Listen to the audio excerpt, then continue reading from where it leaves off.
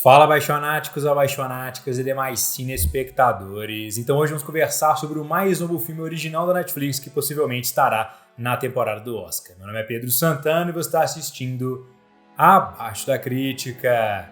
Deu uma falhada na voz aqui, mas tudo bem. Bom, apaixonáticos, então hoje vamos conversar sobre Os Dois Papas, mais um filme de Fernando Meirelles, uma contribuição original para Netflix. Fernando Meirelles, claro, é o diretor por trás de clássicos brasileiros como Cidade de Deus. E temos agora o Jonathan Pryce e o Anthony Hopkins fazendo o papel dos dois últimos papas, aí, Jorge Bergoglio, o Francisco II, e também Joseph Ratzinger, que é o Bento XVI, retratando aí um evento de extrema importância na história recente da Igreja Católica, que foi aí a renúncia do Bento XVI, que foi depois sucedido pelo Francisco II. Então, começando pela direção, o Fernando Meirelles tem um estilo bastante peculiar que mistura elementos subjetivos de filmagem com um estilo que é quase documentarial. Isso, inclusive, foi um estilo que influenciou bastante dentro do cinema brasileiro e é adotado hoje por cineastas como, por exemplo, o caso do José Padilha. Apesar do Padilha ter uma versão um pouquinho ainda mais extrema dessa questão, usando narrativa em primeira pessoa, etc. Mas o Fernando Meirelles tem realmente esse estilo que nos traz uma verossimilhança um pouco maior, o que foi bastante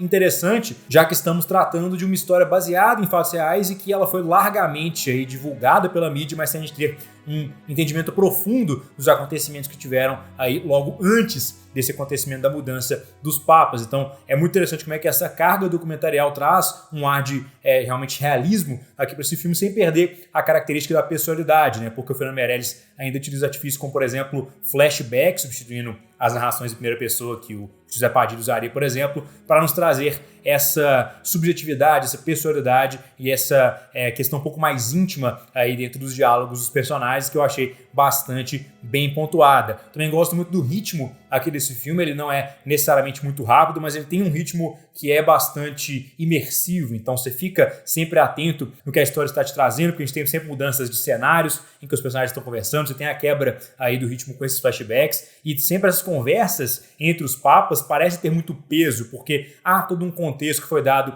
anteriormente, utilizando aí clipes reais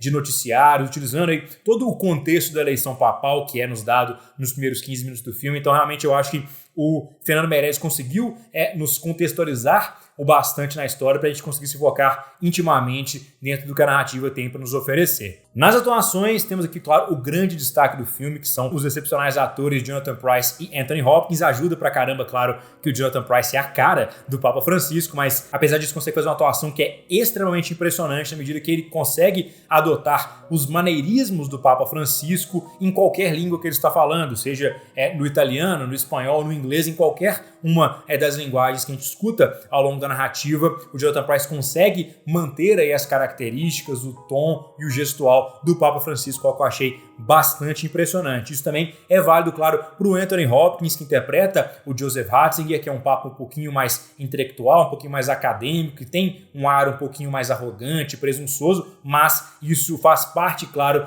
da mudança que tivemos aí dentro da Igreja Católica no final da década de 2000. Isso é perfeitamente absorvido tanto pelo Anthony Hopkins quanto o Jonathan Pryce, mas eu acho que o Anthony Hopkins consegue perfeitamente se colocar nesse personagem aí, que é mais antagônico um pouquinho do Joseph Ratzinger, que tem um arco dramático que eu acho um pouco mais interessante na medida que ele vai tentando dar um espaço um pouco maior para uma pessoa que ele não concorda nem um pouco, em uma demonstração bastante católica ao longo do caminho. No roteiro é onde eu tenho a maior parte dos problemas com o filme Os Dois Papas. Eu acho que, em geral, é um roteiro que funciona, é um roteiro que tem diálogos bastante ricos e tem interações muito legais entre os dois atores que são excepcionais, mas eu acho que a subjetividade e personalidade que é dada pelas inserções que o Fernando Meirelles faz nos flashbacks ao longo da narrativa acaba passando um pouquinho da conta, especialmente em cenários em que o personagem do Bento XVI e o personagem do Papa Francisco, eles teriam perfeitamente a capacidade de comunicar esses cenários existindo sem uma ilustração por trás. Então, por exemplo, há uma grande diferença quando você está tratando de um evento que é formativo na vida do Jorge Bergoglio, do Papa Francisco, e como é que ele acontece de uma maneira inusitada, como é que ele acontece de uma maneira que merece ser ilustrada visualmente. Isso é bem diferente, por exemplo, de você ter um flashback só por uma questão expositiva, que eu acho que acontece em algumas oportunidades, especialmente quando a gente está lidando com algumas questões da ditadura argentina da década de 70 e 80. Então, 70, 80, 80, 90? Não, 70 e 80, eu acredito. Mas enfim, então eu acho que o Fernando Meirelles não soube dosar tão bem a utilização desses flashbacks especificamente, dos flashbacks expositivos, que eles talvez ficariam melhores somente como diálogos mesmo entre o Jorge Bergoglio e o Joseph Ratzinger, na medida que o Jonathan Pryce e o Anthony Hopkins conseguem comunicar muito bem todas as emoções que estão ali presentes, sem necessariamente ter um flashback cortando a dinâmica entre os dois atores, até porque nos flashbacks, evidentemente, temos outros atores aí interpretando o Papa Francisco e o Bento XVI, e eu acho que